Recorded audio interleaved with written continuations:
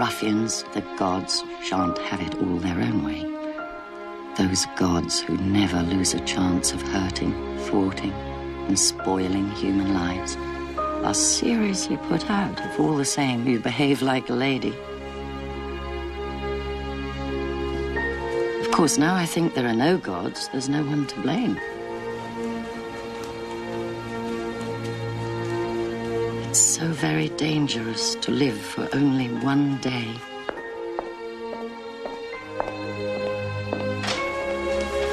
I'll buy the flowers myself, Lucy. Yes, ma'am. And Mrs. Walker said not to forget that Rumpelmayer's men will be here at 11. I won't forget. What a day, Lucy. What a day for my party.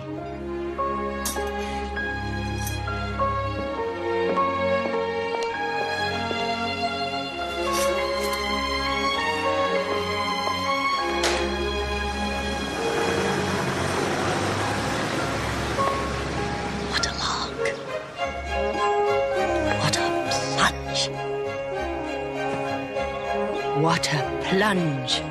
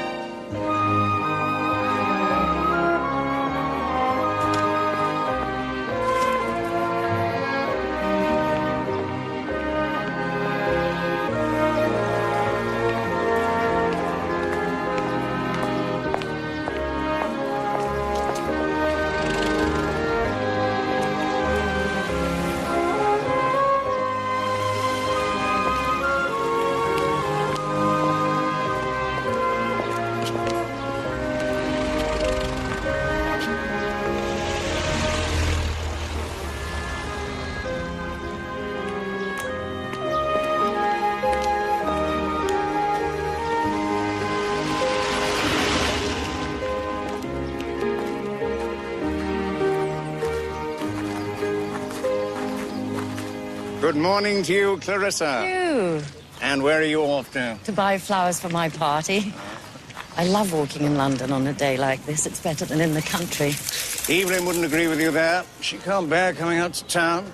I had to get her to come up. See Wyber. He's put her in a nursing home for a few days. Nothing serious. No, nothing serious. She's just a good deal out of sorts. The war may be over, but there's still the echo of it.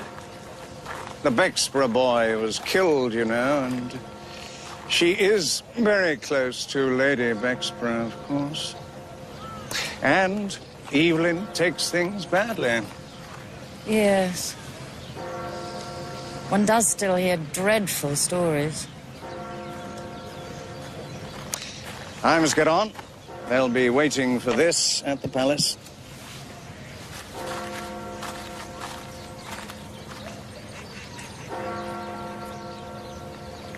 Will you still come to my party tonight? Oh, yes. Evelyn absolutely insists I go. You whitbread. I can't forgive you liking him, Clarissa. He's an oaf. Even when he plays tennis, his hair doesn't move. He's a barber's block. An imbecile. He thinks of nothing but his clothes. I like him. How can you? He's never read anything, never thought anything, never felt anything. Stable boys have more life in them than Hugh. Well, Sally says he tried to kiss her in the smoking room. Oh, she didn't let him. She said she'd rather die first. Good for Sally. She sees through all that public school nonsense. All manners and breeding. No country but England could have produced Hugh. He's sweet and unselfish, and he's very good to his mother. You're so sentimental, Clarissa. And you're impossible.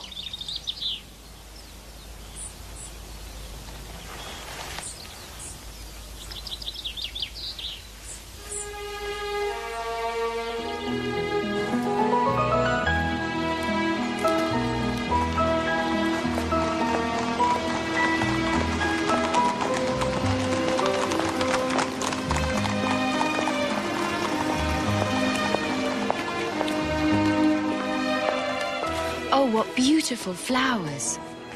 They're absolutely wonderful, Sally. Oh, I thought Sally could be trusted to do the flowers, but that's wicked.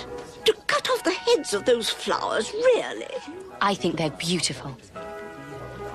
Peter, look at the flowers.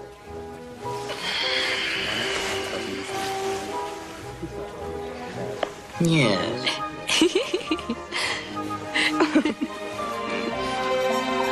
All the ladies racing sensations, no news and standard. All the ladies racing sensations, no news and standard.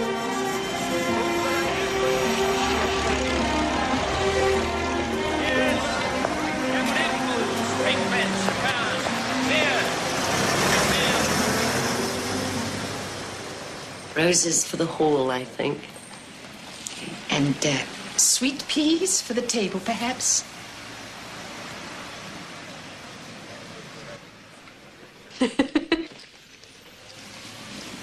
Yes, sweet peas for the table. It will be perfect.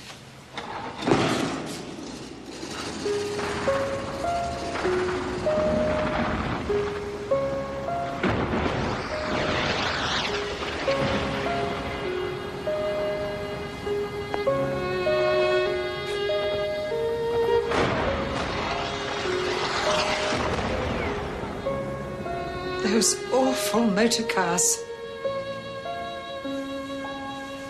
Yeah, oh, yes, of course it was a car.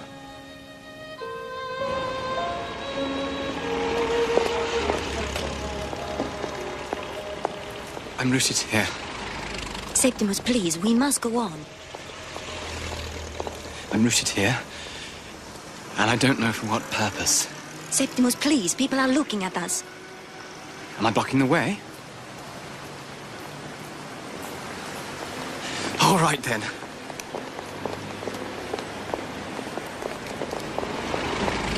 Goodbye, Mrs. Dalloway.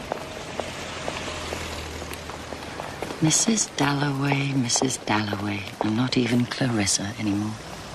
No more marrying, no more having children, just Mrs. Dalloway, Mrs. Richard Dalloway, who's to give a party.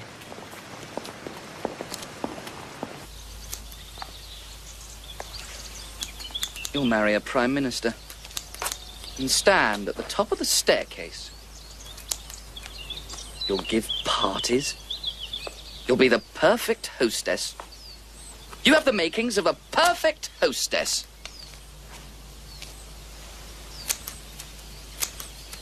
You could do so much. Be so much. What you want me to be.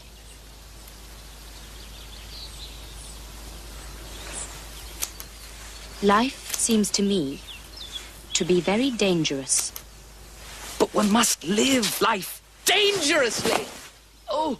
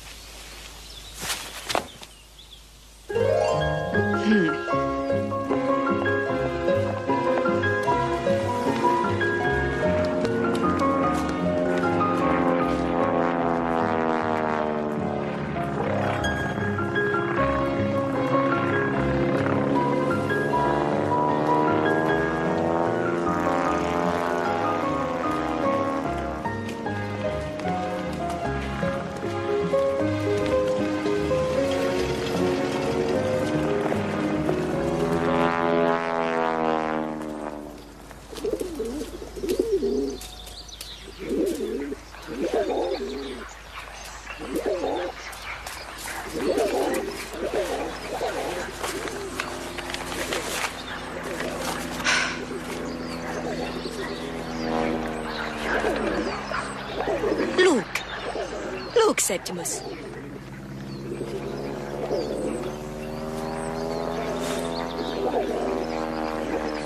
There is no crime. There is no death. The birds, they sing it in Greek.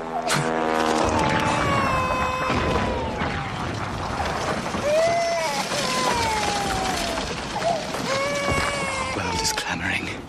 Kill yourself. Kill yourself. Septimus, I'm going to walk to the lake and back.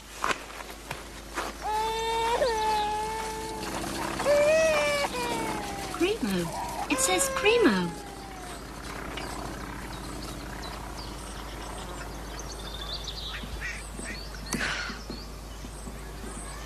So invigorating. I do agree. The bushes, the flowers, so well kept. Yes, this is a wonderful garden. Beautiful. You should see the Milan gardens. What a strange person. She's a foreigner. Oh, that explains.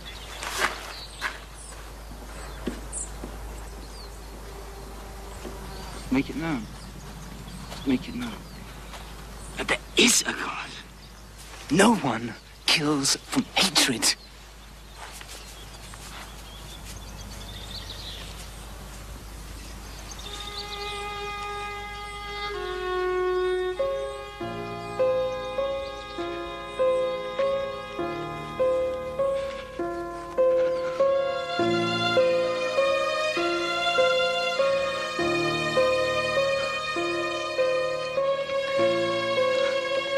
Evans!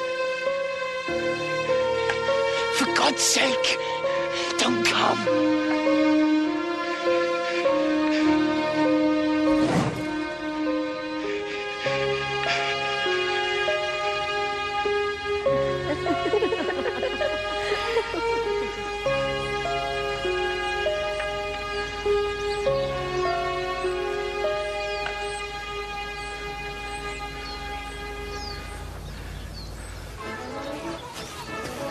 T-O-F-F-A-A.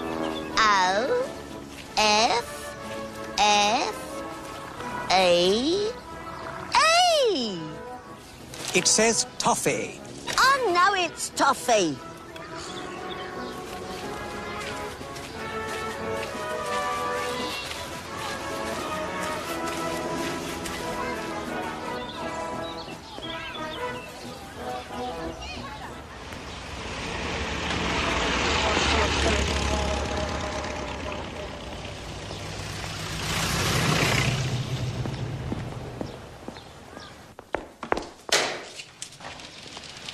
Look, Lucy. It said Primo toffee.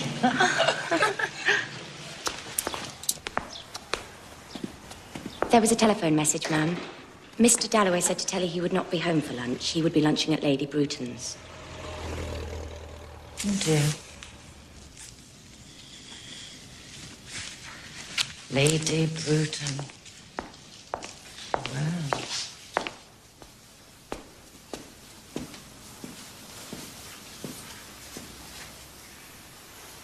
Clarissa, my darling, Parliament sits so late and the doctor said you must get your rest. You must sleep undisturbed.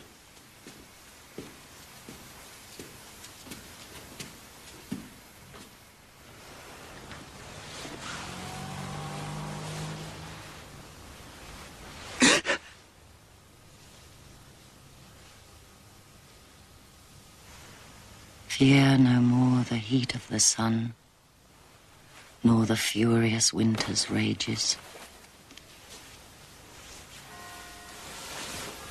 It's all over for me. The sheets stretched and the bed narrow.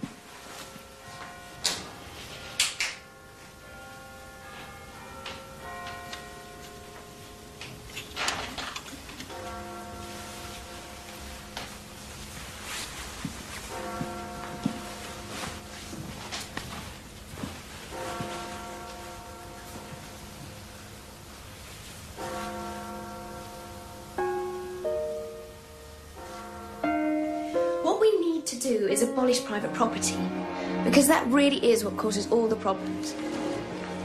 Let's write a letter to the Times about it. Then we should found a society to abolish private property and do away with it forever and ever. This house as well. You always look so virginal, Clarissa. I am virginal. Are you in love with Peter? Oh, love. I don't know.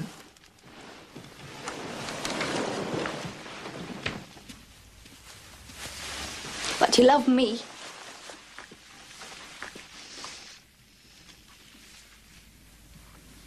Damn, and blast, I left my sponge in the bathroom. Dare me to go and get it. Like this. You wouldn't. I would.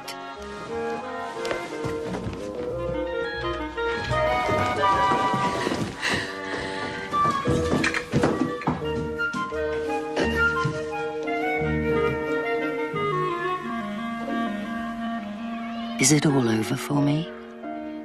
I've come up to the tower and left them all blackberrying in the sun.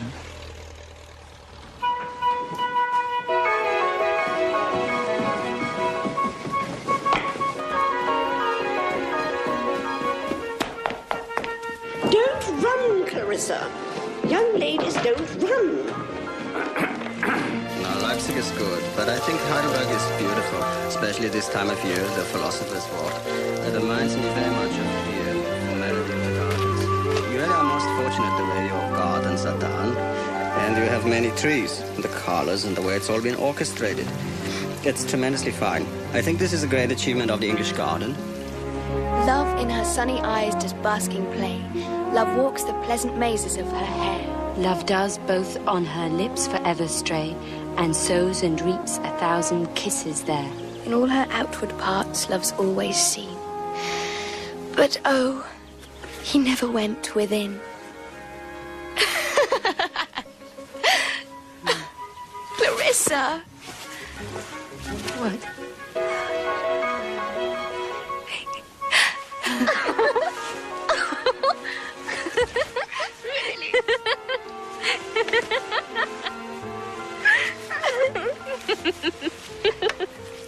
The men lead such exciting lives, but their poor wives don't seem to do so well. Marriage is a catastrophe for women. But it is inevitable, isn't it? Sally, will we always be together? Always. Always. We'll do everything together. We'll change the world. Come on.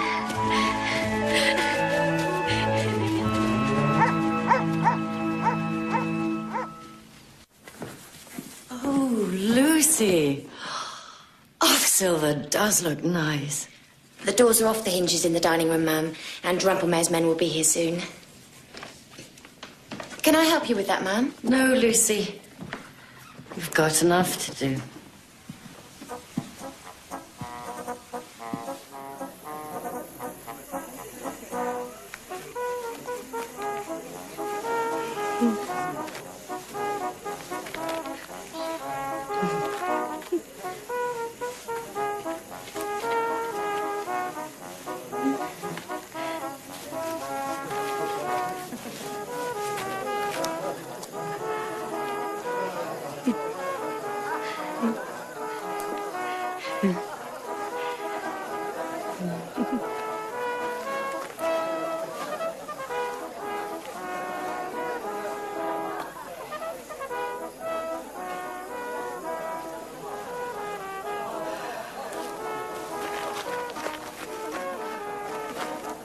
Stargazing, are we? Yes. Come on, Joseph. You know the stars. You can tell us which are which. You see that star just above the horizon? Yes. That's Antares, heart of the Scorpio constellation. His name means rifle of Mars. And that one? Past Libra, we have Alpha, Virgo's bright star.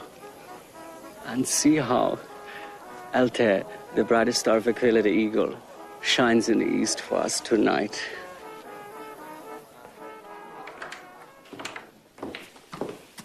Miss Coleman and I are going out. Is there anything we can get for you, Mother?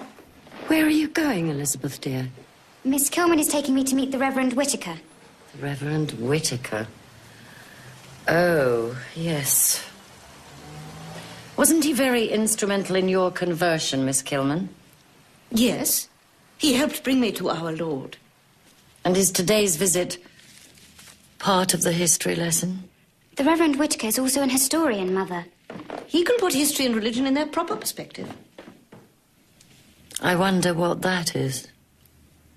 I've never wanted to convert anyone, I hope. I just want everyone to be themselves. I've often thought that religious fanaticism can make a person rather callous. Mother, we're just going to talk to him. You won't forget about my party tonight, Elizabeth. I was going to help Miss Kilman sort the clothes for the mission. Well, I dare say Miss Kilman could spare you for one evening. I'll see, Mother. We must go or we'll be late.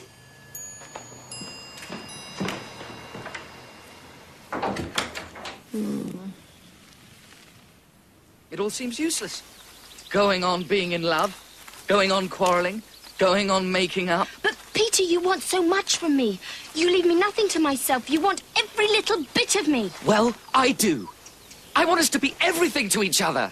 But that sounds so suffocating. God! God! God!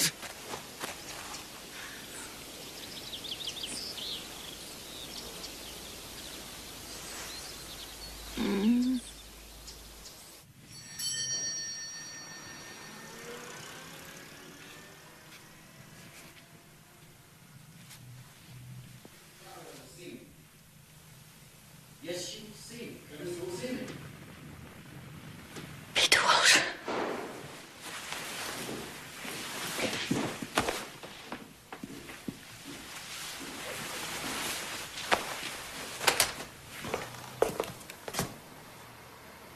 Clarissa. Peter. But you're in India. No. No, didn't you get my last letter? I said I'd be here in June. No. Your last letter said that you might be back, but I never suspected it. Ah. It's extraordinary how Peter can put me in this state just by coming here. He looks awfully well. It's heavenly to see you again, Peter.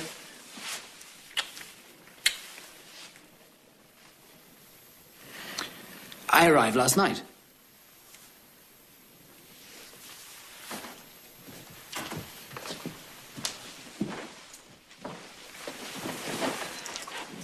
Playing with his knife. How is everything? How are you? So like him. How's Richard? Oh, Richard's with some committee or other. Something to do with his constituency. What's this? What's all this here? I'm mending my dress. It's for my party tonight, which I shan't invite you to, my dear Peter. Why? Why won't you ask me? It is extraordinary that you've shown up this morning. I've been thinking about Borden all day. I heard about your father. I should have written to you, of course. Though I never really got on with him. But he never liked anyone who wanted to marry you. Herbert has Borden now. I never go there. And what happened to you? Millions of things. Shall I tell you? Shall I make a clean breast of it?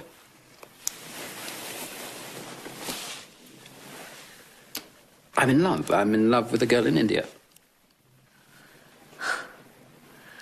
And who is she? A younger woman, of course. Well, I'm not old, you know. My life isn't over, not by any means. Though you, of course, think me a failure, which I suppose I am compared to all this. But who is she? Tell me. A married woman, unfortunately. She's the wife of a major in the Indian Army. She has 2 young children, a boy and a girl, and it's a bit of a mess.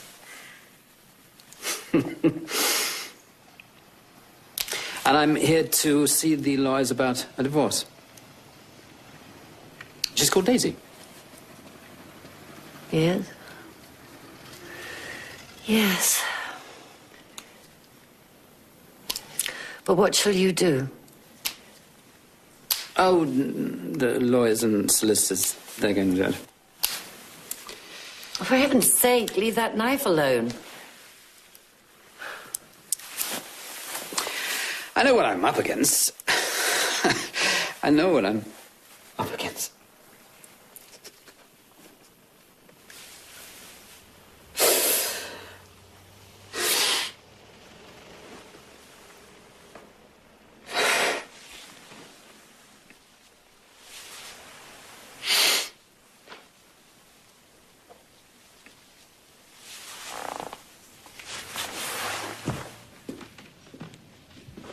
Well, it's all up.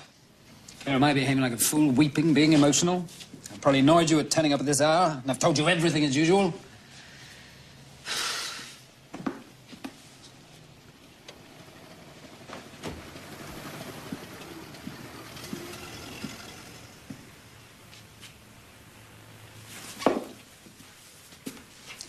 Are you happy, Clarissa? Does Richard...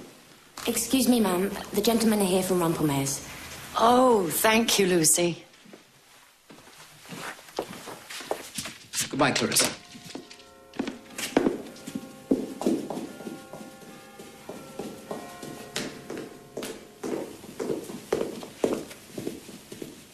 My party tonight. Please come to my party tonight.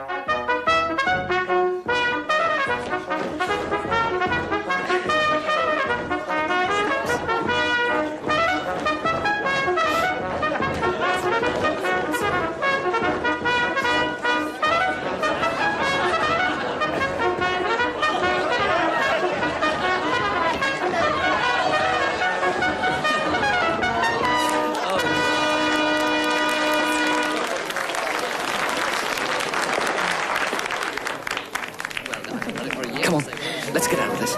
I want to do another. Come on.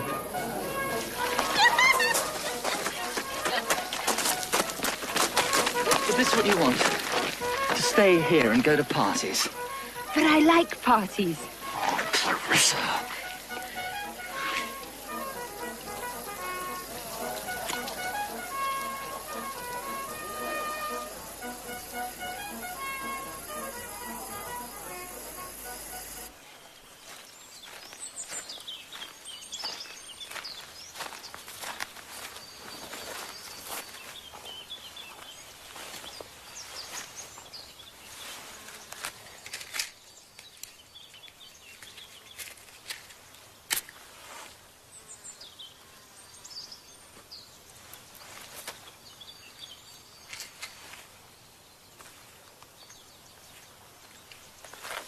You always tie me up with your Queen's Gambit, right, Cop? It's my turn to shuffle, Herbert. Hmm. Hugh, do you ever stop eating? Did you know Wingate had married again? Yes, they came to call last week.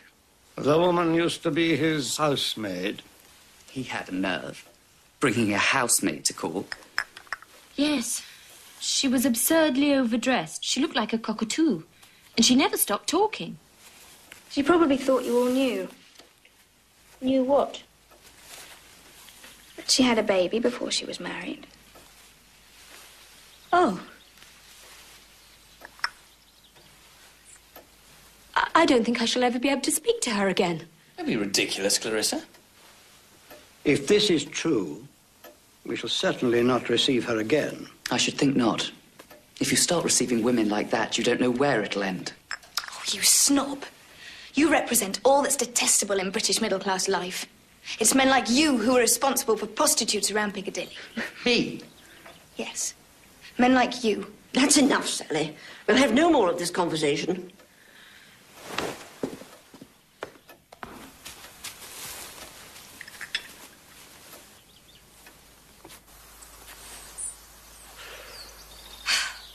I'm glad I walked out. They're all such snobs and Hugh is a fraud. Clarissa is so prudish and arrogant. Not really. It's just what she's been brought up to. I wish she would see things more clearly. Clearly enough to marry you, you mean?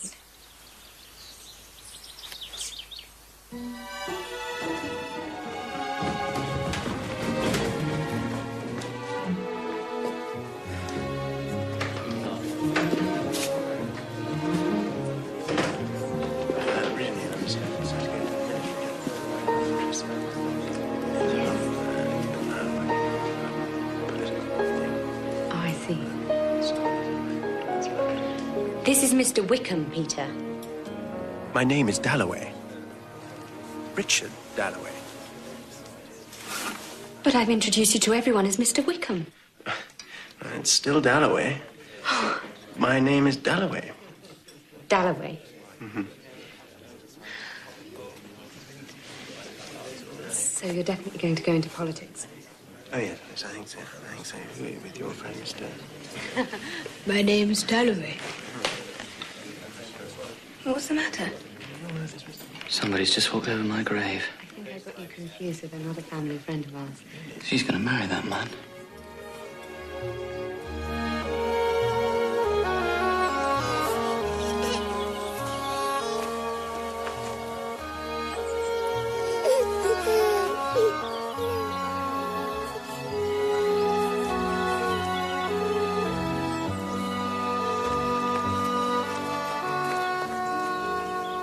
I went under the sea. I have been dead. But now I'm alive.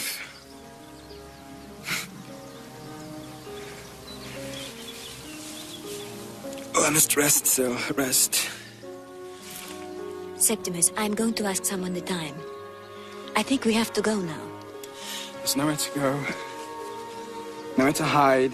Septimus, you know we are going to see a doctor who will help you. No more doctors! No more lies! Septimus, please. Alfie.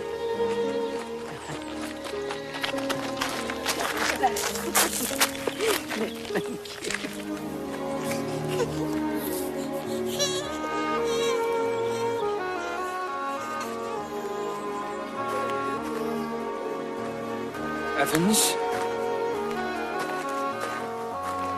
Evans! For God's sake, don't come!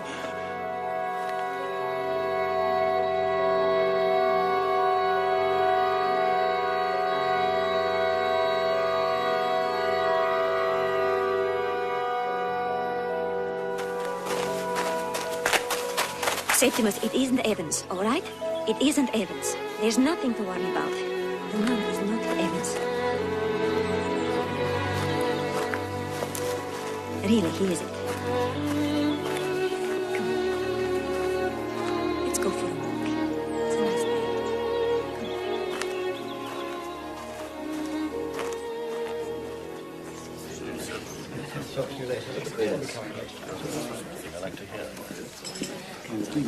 Clarissa, it's such a lovely evening. Let's go to the lake. Oh, yes, we could go boating. Let's get our shawls. It might be a little bit cold.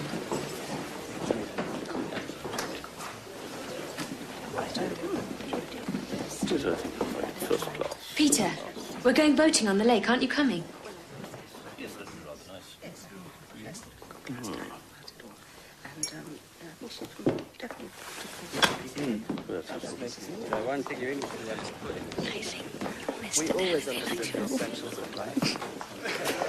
Oh, aren't we being the perfect hostess? Well, don't come then if you're going to be beastly and rude. Dalloway. It's still Dalloway. Roll on the glorious 12.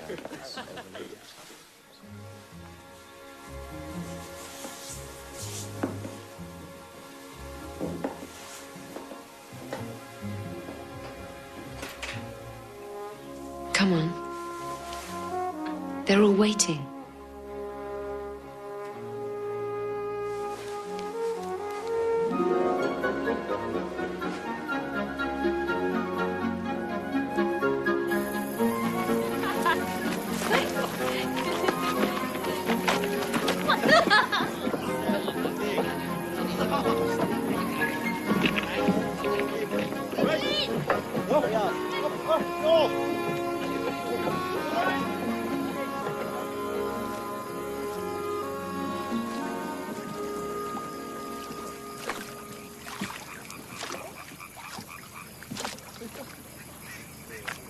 Away, lads, away, down to Rio, and I'll sing you a song of the fish of the sea, as we're bound for the Rio Grande. Away, lads, away, down to Rio, and I'll sing you a song of the fish of the sea, as we're bound for the Rio Grande. Way down Rio, I'll sing you a song of the fish in the sea, we're bound for the Rio Grande.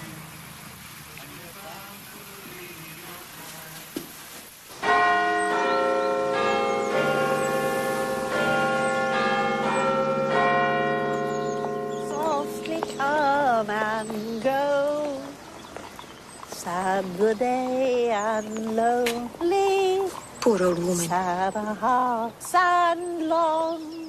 Oh, Septimus, you won't tell the doctor, will you? You mustn't. They would take you away from me.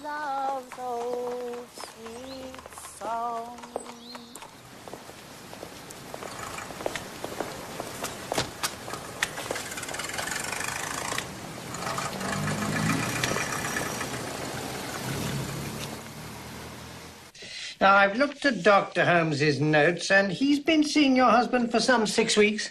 Yes. He is our landlady's doctor.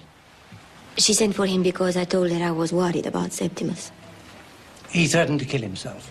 He didn't mean it. No, of course not.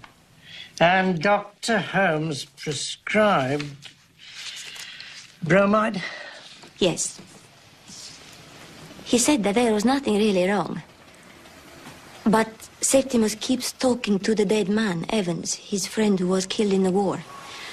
But the war has been over for years now. And Septimus wasn't like this when I met him. It's happened in just the last few months.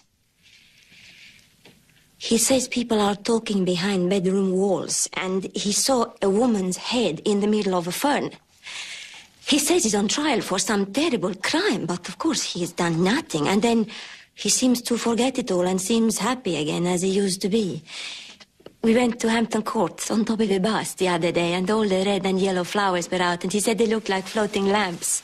And he was funny as he used to be, and he made me laugh, and I was so happy. And then suddenly, as we were standing by the river, he said, "We will kill ourselves." Then he held my hand and said he was falling into the flames, and he cried and cried. Mrs. Warren-Smith, your husband is very seriously ill.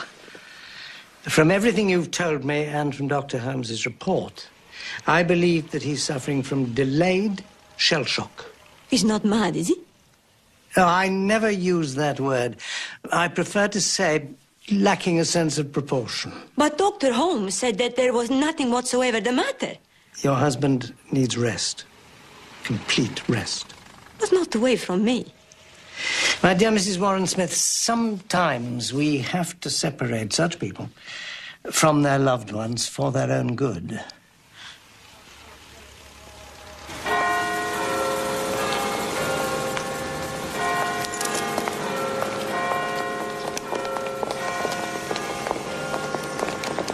Ah, Dalloway. I met Clarissa this morning. So, she's giving another of her famous parties tonight. Right as usual, Hugh. The Lady Bruton summoned you as well. I wonder what she wants from us. Nothing we can't accomplish over a good lunch, I'm sure. Ah, good day, Miss Brush. How is your brother in South Africa? I got you here under false pretenses. I actually need your help. But we'll have lunch first. And how is Clarissa? Oh, she's quite well recovered, thank you. The doctor told her that she must take things easy, but she does so want to give her party tonight, where I trust we shall have the pleasure of your company. Of course. Richard, I wouldn't miss one of your parties. I met Clarissa in the park this morning. She was wearing a yellow feather hat. Oh, yes. I like that hat.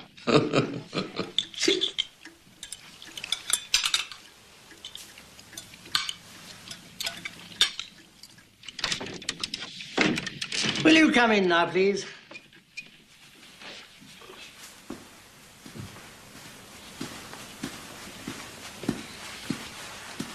Good.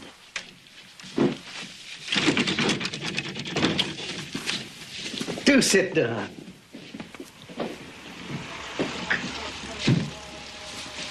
I see that you served with great distinction in the war, Mr. Warren Smith. The war? The European War. That little shindy of schoolboys with gunpowder.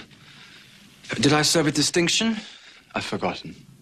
In the war itself, I failed. No, he served with the greatest distinction. He was promoted. I have committed a crime. He has done nothing wrong whatever.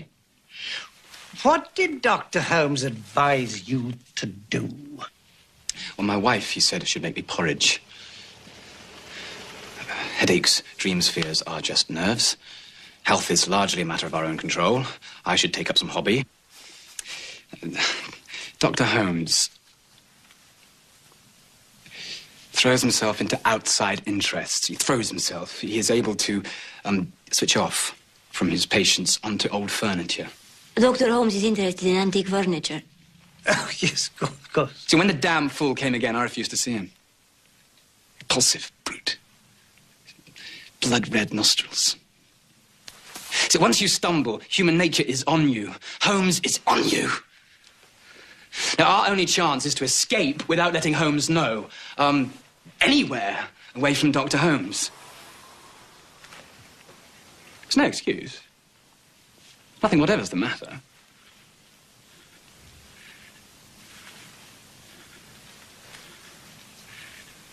Except the sin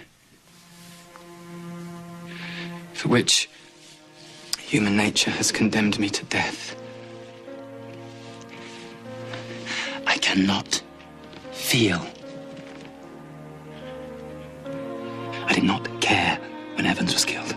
That was the worst. But all the other crimes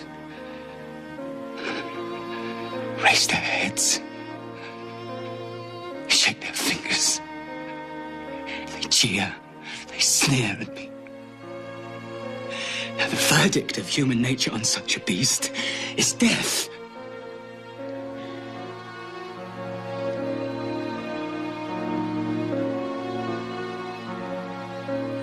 We all have our moments of depression. He has impulses sometimes. That is my own affair. No, there you are mistaken, sir. We are all responsible one for another. Well, I am responsible for Dr. Holmes. Another humbug. We have been arranging that you should go into a home. One of Holmes's homes? No, one of my homes, Mr. Warren Smith.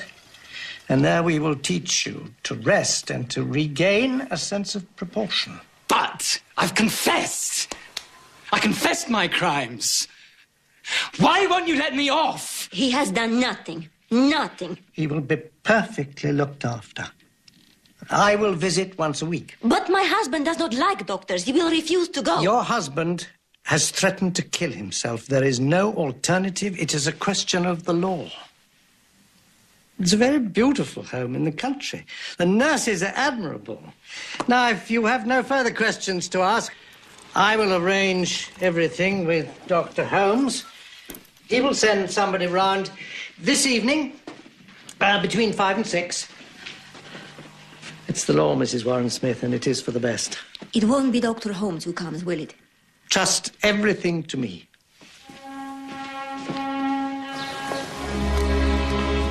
I do not like that man. It's a humbug.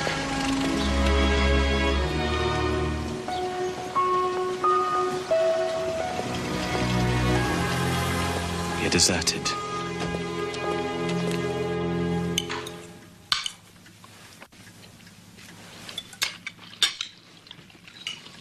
Do you know who's in town?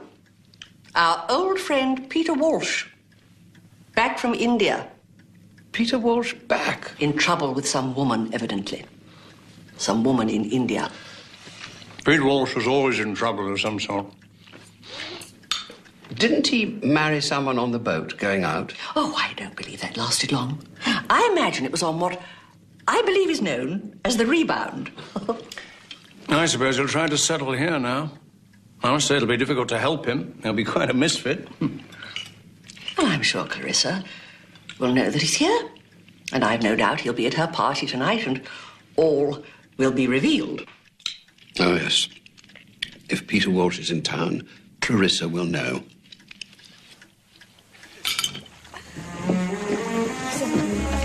Right coffee. I think we're better last year. Oh.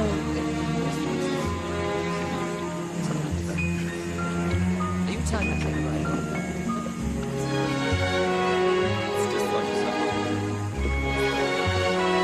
Come on, Peter.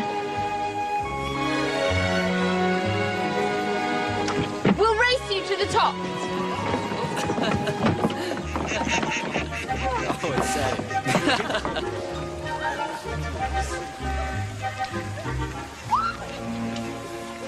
Well, my idea is this. We all agree, do we not, that Britain is overpopulated. Yes, indeed. And you agree that many of these men back from the war are finding it difficult to find employment. Indeed, in some cases, their work has been commandeered by women. However, we all know that the rot has set in there. Unfortunately, yes. Well, my idea is a simple one. But all the best ideas are simple, as we know. My project is to encourage, by making it financially easy, young people of both sexes to emigrate to Canada. They would be set up with a fair chance of doing well in Canada. And Britain would gain financially in the long run. There is only so much that I can do, being a woman. But, Richard, I ask you to make this suggestion in the House. And, Hugh, I want you to help me start the ball rolling with a letter to the Times. I know, my dear Hugh, that you will know exactly how to phrase it for me.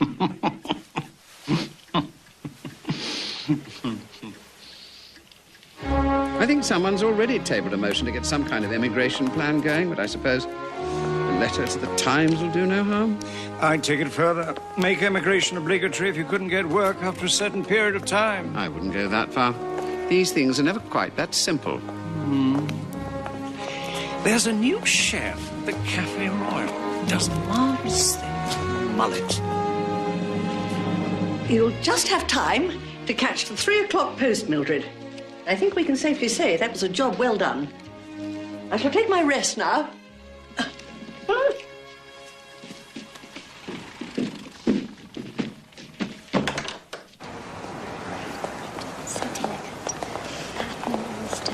It is delightful. I wonder if Peter Walsh has got in touch with Clarissa. I think I might buy something for Evelyn. She's very low. And jewellery never loses its price. I think I'll buy Clarissa some flowers. Yes, I'll pop in to see her on my way back to the house with some flowers.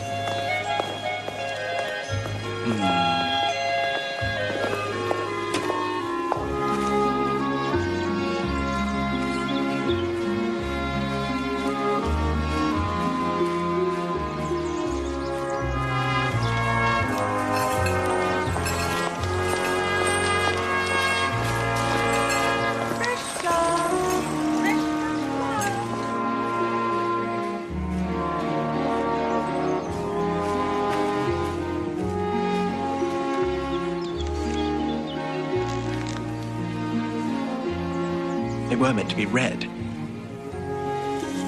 I know. No red ones left.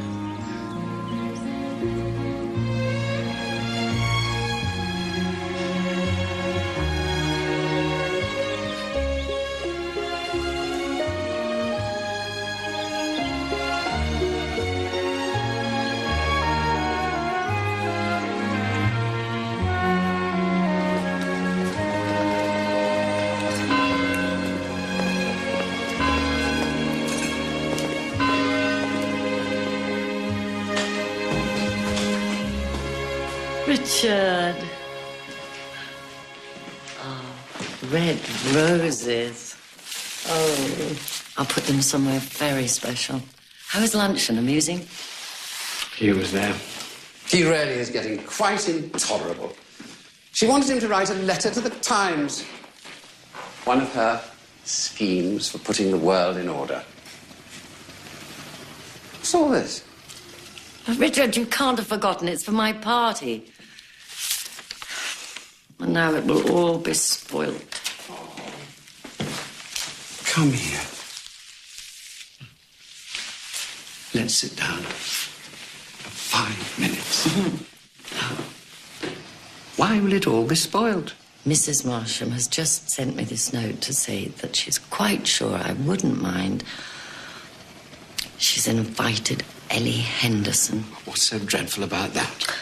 Richard, she's one of the dullest women in the world. She'll bore everyone. And then Elizabeth said that she isn't coming to the party tonight, and she's gone off to pray with that dreadful Miss Kilman. You worry too much about your parties, Clarissa. But Richard, it's all that I can do. Give people one night in which everything seems enchanted. When all the women seem beautiful, all the men are handsome, and everyone's made to feel they're amusing and... yes, liked. And then go home thinking, oh, what fun it was. Oh, what a wonderful evening. How good it is to be alive. I don't think poor old Ellie Henderson could put a stop to that. You're laughing at me. Not in the least. Oh, Richard, you're so much nicer than I am. You should never have married me. Well, then what would you have done? Married Peter Walsh, I suppose. Would you believe that he was here this morning? Yes. Millie Bruton told me he was in town. He's in love with some woman in India. He's here to see about the divorce. It's just the same. He hasn't changed the slightest.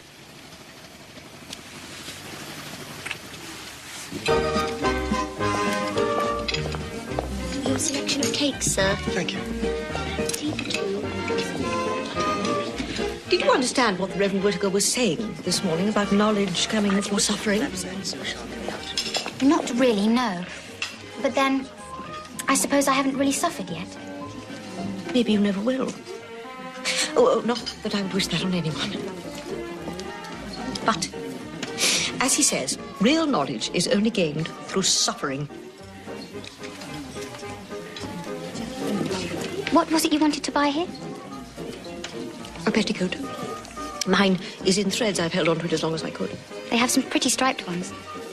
Oh, couldn't possibly afford the striped ones.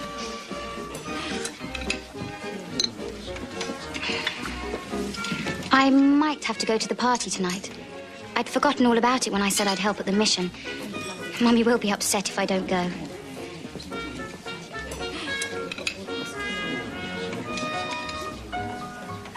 It's a great pity that women like your mother have nothing better to do with their time than give parties.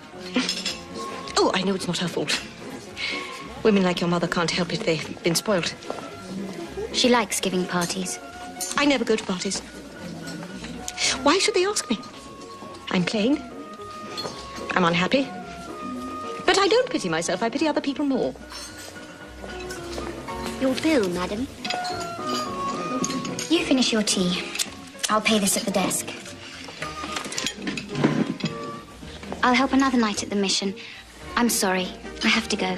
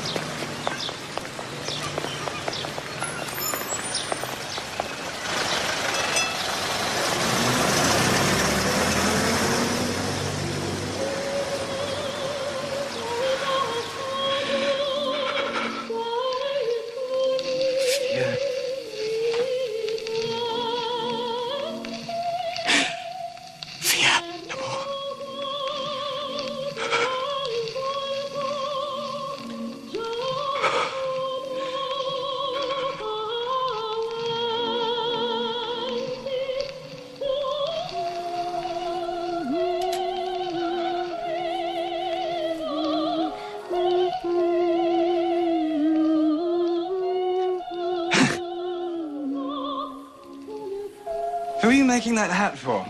Mrs. Filmer's married daughter. And what's the name of Mrs. Filmer's married daughter? Mrs. Peters. I don't like her, but Mrs. Filmer has been so good to us. I wanted to do something for her. That's too small for Mrs. Peters. She's enormous. That's an organ grinder's monkey's hat.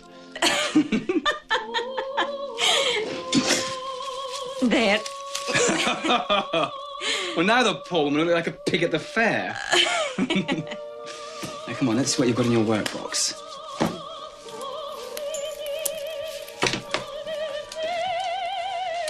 She shall have a beautiful hat.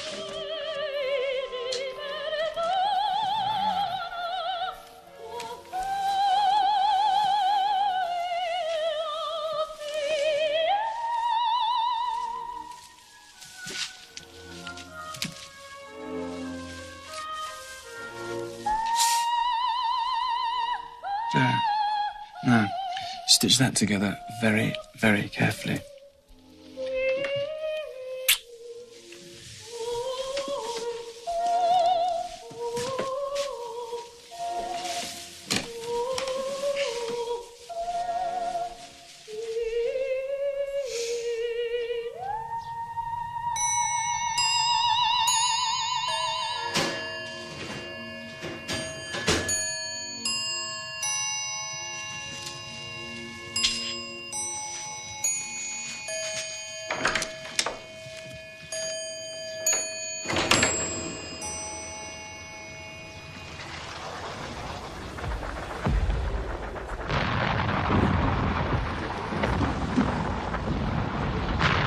Evans?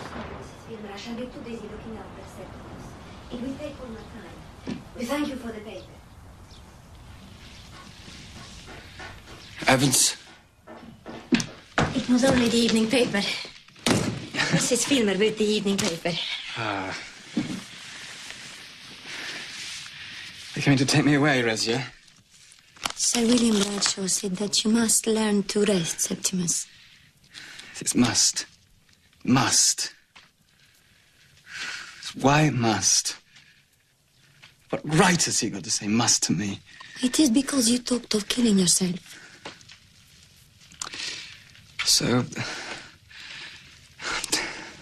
I'm in their power.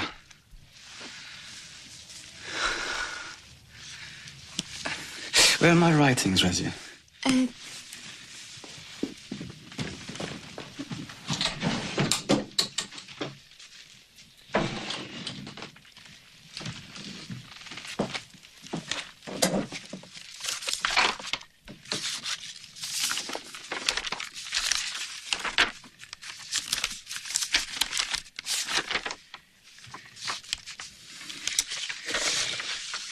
Burn them. Some are very beautiful. I'm going with you, Septimus. We can't separate us against our will.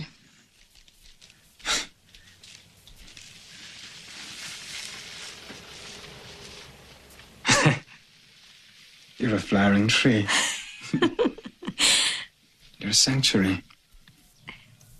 You fear no more. Not Holmes, not Bradshaw. You've triumphed.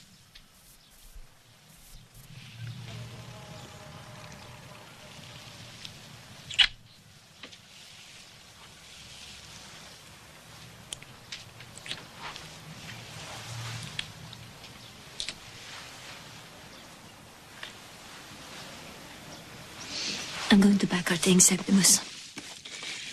I shall tie these with silk and hide them away.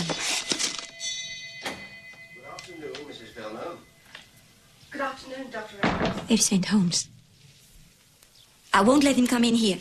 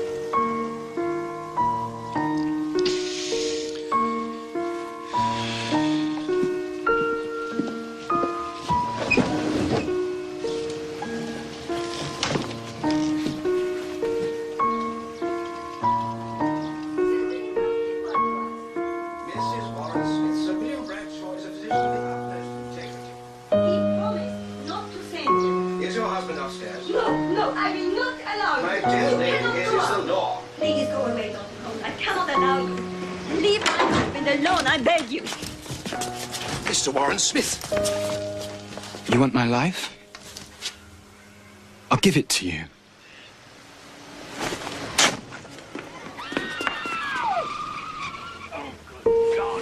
The coward.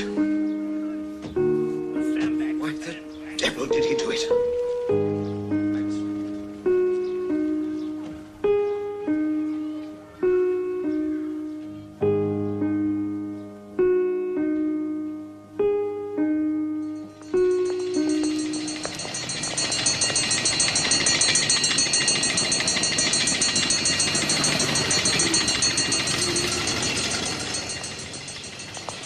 One of the triumphs of modern civilization.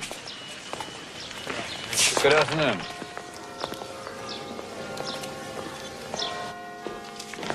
Number 12, please. Thank you. And this came for you, Mr. Walsh. Thank you. Thank you.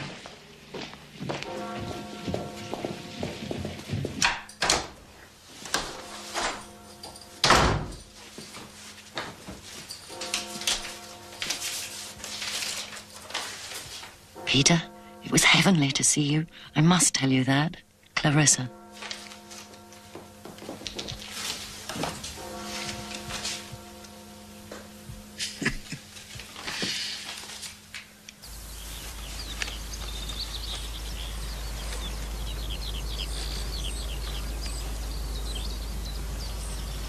We could play tennis. No, it's too hot and sultry for tennis. Besides, we'd need a fourth person to play doubles. And Hugh's gone to visit his mother. And Herbert won't play. Maybe. My name is Dalloway. Will turn up. In his perfect whites, matching his perfect teeth. My name is Dalloway. I think we've had enough of that feeble joke.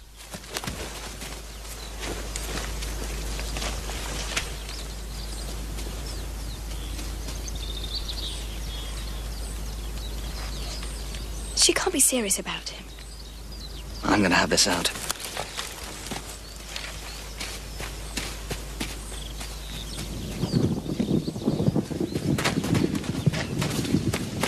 You've come to an understanding with Dalloway, haven't you? Haven't you? It's so difficult, Peter. Just tell me the truth. Tell me the truth.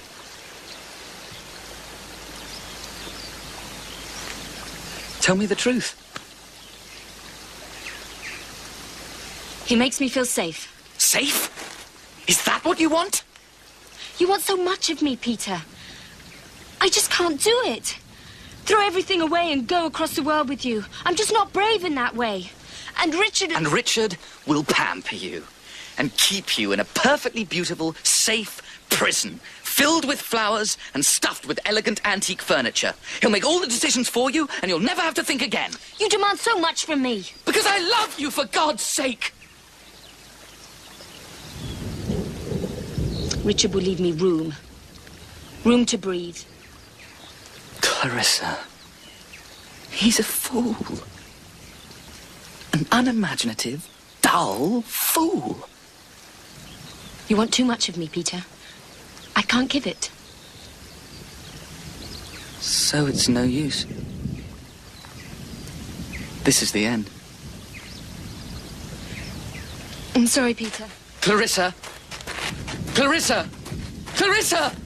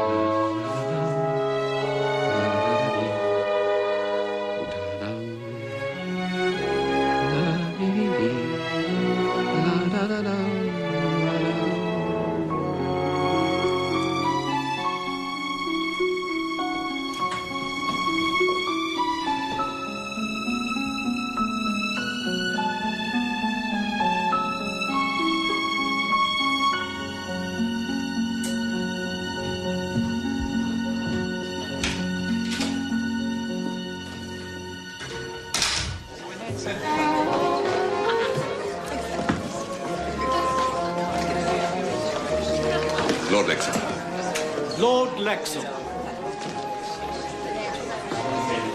How delightful to see you. I'm so sorry, but my dear wife has a cold. Oh, dear. She simply would not wear her furs to the garden party at Buckhouse, and it was bitterly cold.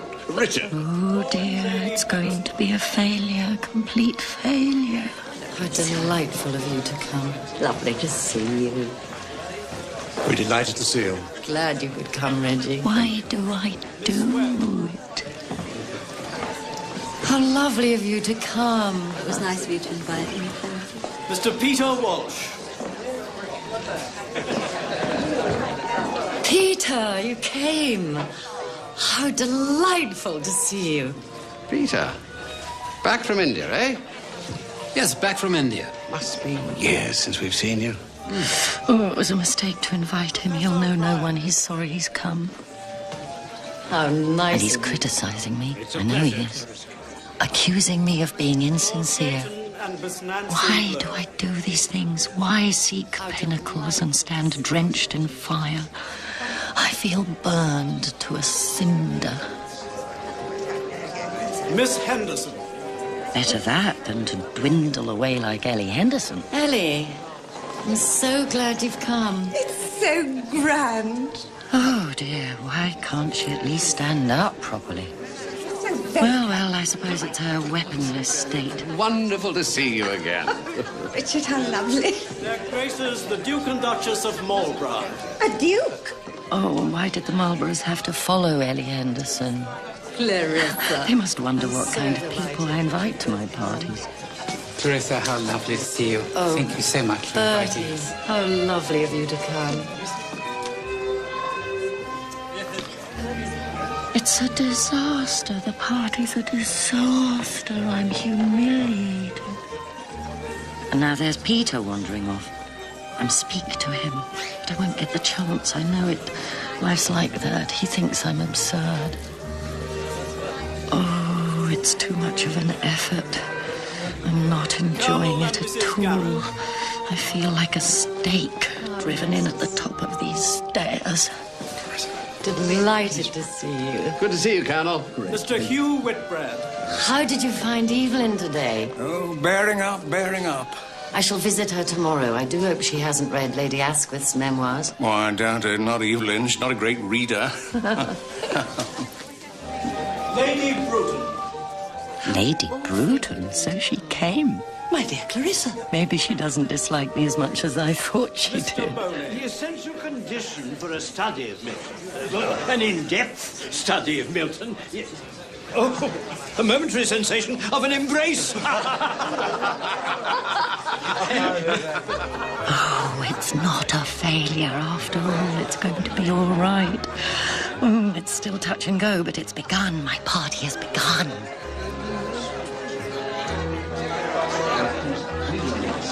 Lady Rossiter. Lady Rossiter? Who on earth can that be? Clarissa! Sally? That voice. Sally Seaton. Goodness, she didn't look like that when she kissed me by the fountain. Oh, how wonderful to see you. Extraordinary to see her again. She's older, she's happier, but less lovely. But, oh, how wonderful that she's come to my party. In front of me was your Aunt Helena. Oh, Sally, I've been thinking about Borden all day. Oh, have you? Have you?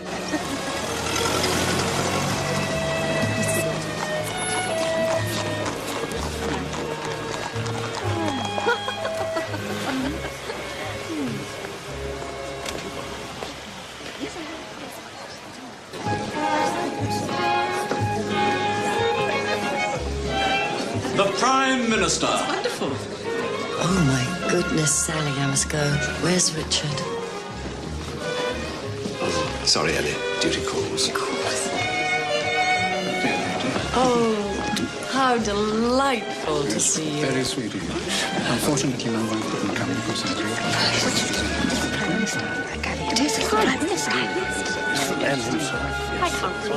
Clarissa is looking well, considering how ill she's been. I know that Richard was very worried about her. MPs' wives really shouldn't get ill.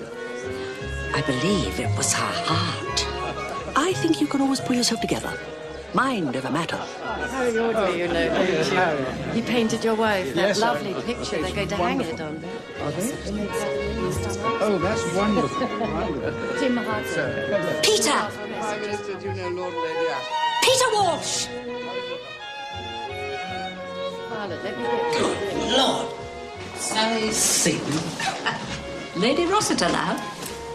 Don't be absurd. It's true. Lady Rossiter. We live in Manchester, and I have 5 enormous boys. Either my eyes are deceiving me, which I doubt, or that's Ellie Henderson. It's our old vicar's daughter. She's gaping at the Prime Minister. Oh, do bring her over before she disgraces herself and faints with astonishment. Lord Lexington. Prime Minister, how nice to see you. What would you like? Some nice beef Riesling? She's always looked delicate to me, but such charm. Well, Richard would have done a great deal better if he'd married a woman with less charm and more backbone. Would have helped him in his work. He's lost his chance in the cabinet. Lady Bruce. And Lady Beth. Lord, what snobs the English are. How they love dressing up and doing homage. Listen to them. We keep her there during the summer. Rather hear baboons chatter and coolies beat their wives. Still the same old Peter. Still playing with your pocket knife. Oh, that's delicious. It is delicious, isn't it? We're not all the same, Peter. My husband may have his own cotton mill now, but he was a miner's son. And when he... Oh, you're too kind, Prime Minister. Oh, look. Look. Isn't that Hugh Whitbread? What a toady. What an obsequious toady.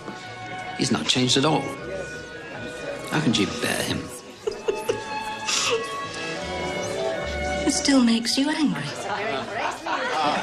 Look at her. Intoxicated by it all, thinking she's brilliant. Don't be too hard on her. After all, parties are a kind of performance. She has to give a performance. It isn't the real Clarissa. No, the real Clarissa was lost years ago. Prime Minister, can I introduce our daughter? I'm sure if you were alone with her, you'd find the old Clarissa again. Fat chance of that this evening. Richard so enjoyed your luncheon party. Oh, Richard was most encouraging and has promised to drop my little idea into the right ear.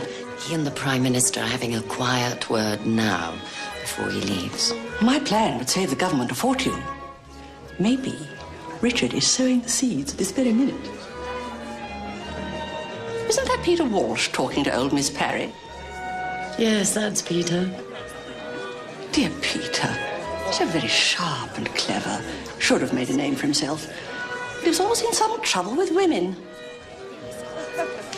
Do come and say hello to him. Now, Peter, we can get it straight from the horse's mouth. What is going on in India?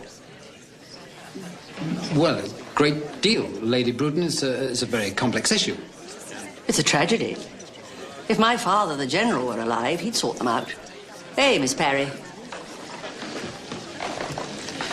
Clarissa, I must speak with you, please. Peter, I must go and deal with Sir William and Lady Bradshaw. We'll talk later, I promise. You should see the orchids in bloom. Ravishing. Awfully good of you to come. We are shockingly late, dear Mrs. Dalloway. We hardly dared to come in. We couldn't resist the temptation. But a rather sad occurrence held us up. A young patient of mine killed himself. Really, Richard, there must be some provision in the government's bill for these cases of delayed shell shock. Yes, poor young man.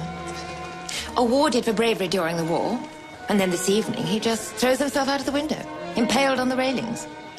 It's quite upset, William. She looks like a sea lion, barking at me. Dear William.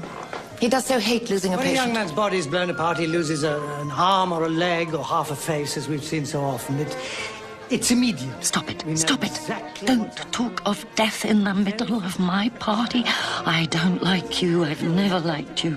You're obscurely evil. And the poor creature will either survive or he won't, but we all know about it. We do our best for him.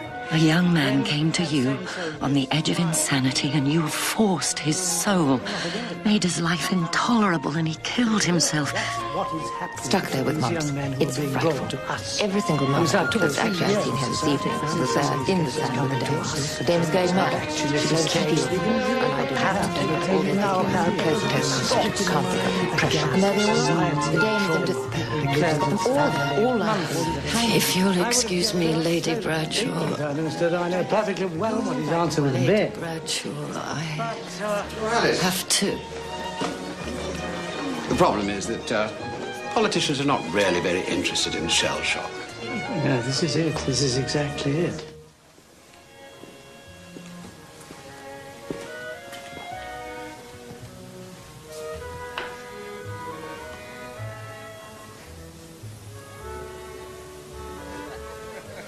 Hello, Henry. Eleanor.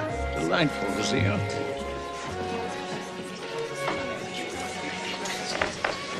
I see that Sir William Bradshaw has just arrived. I think it would be most useful to bring him in on your immigration scheme. I know he's treating many of these fellows for shell shock or whatever. I'm sure he'd think it a good idea to get some of them to Canada. Open air life and all that. Excellent for mental disturbance. What a good idea, Hugh.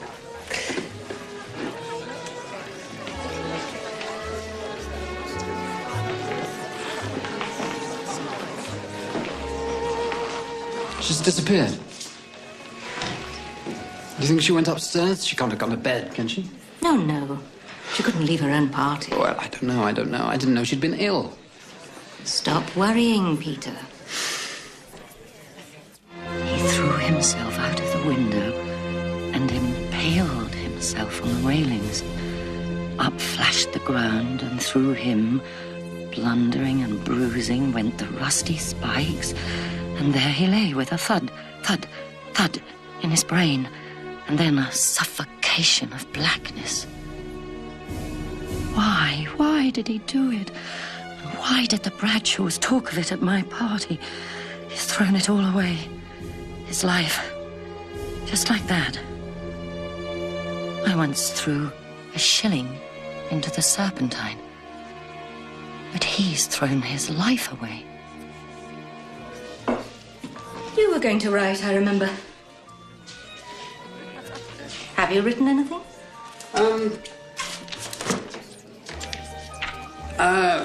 Not a word. Not a solitary word. But then, he will always stay young. All day long, I've been thinking of Borton, of Peter and Sally. We've grown old. We'll grow older.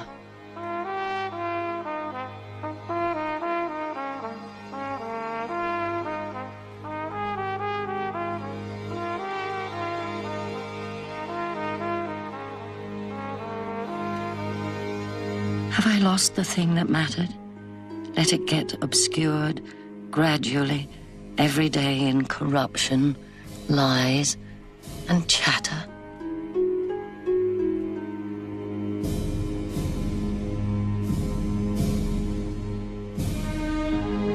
Do you remember the night we went boating on the lake?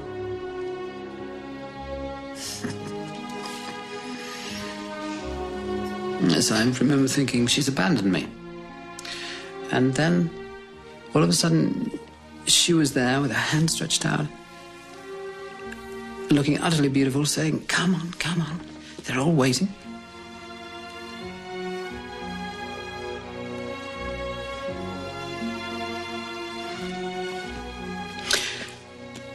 Why wouldn't she marry me, Sally?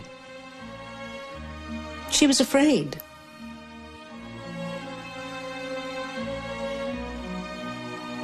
Your parents just hand it to you, life, to be lived right through to the end. We must walk it serenely, but in the depths of my heart there's been an awful fear sometimes that I couldn't go on. Without Richard, sitting there calmly reading the Times, while I crouched like a bird and gradually revived, I might have perished.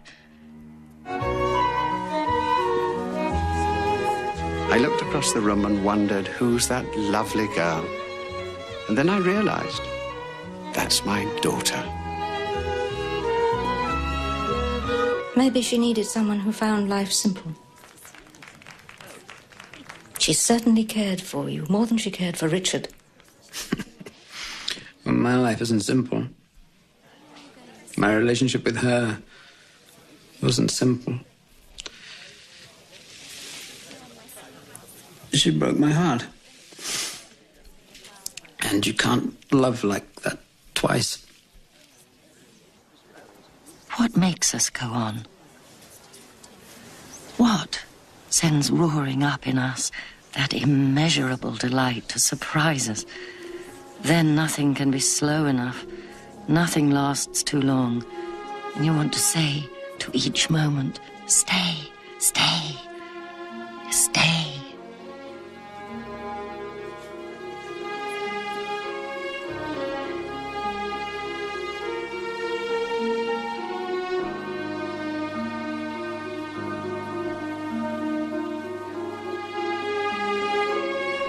I cherish the friendship I had with Clarissa.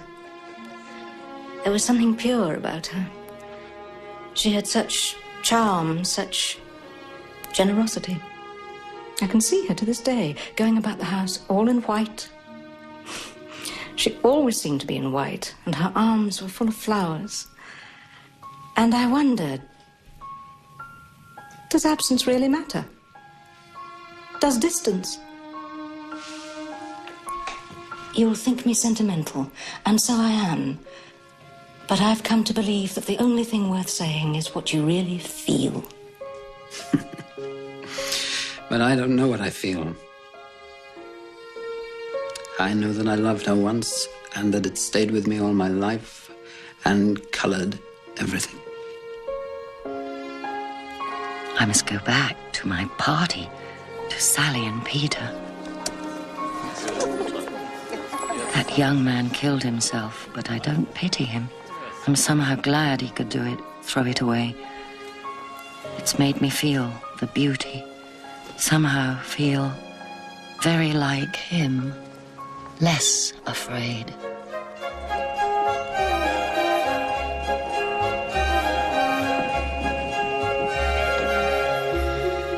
I have to go.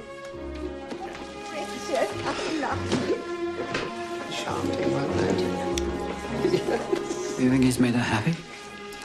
Who can tell, Peter? All our relationships are just scratches on the surface. We thought he wasn't very bright, but what does the brain matter? Compared to the heart.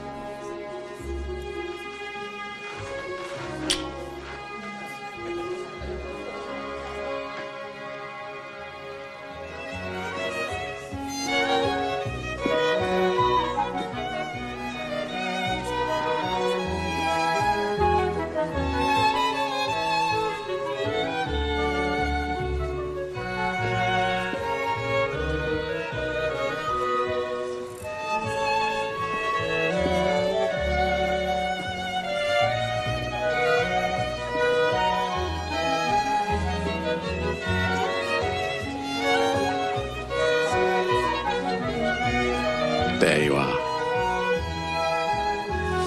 Peter and Sally haven't left, have they? Dunno. Clarissa! Oh. I couldn't leave without saying goodbye. And you can't leave until you've danced with me.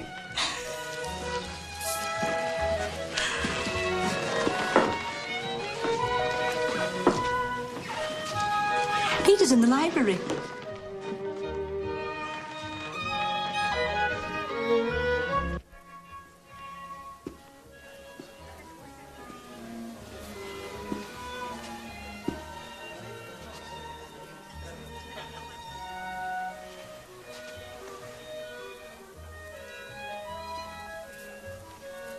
Here I am at last.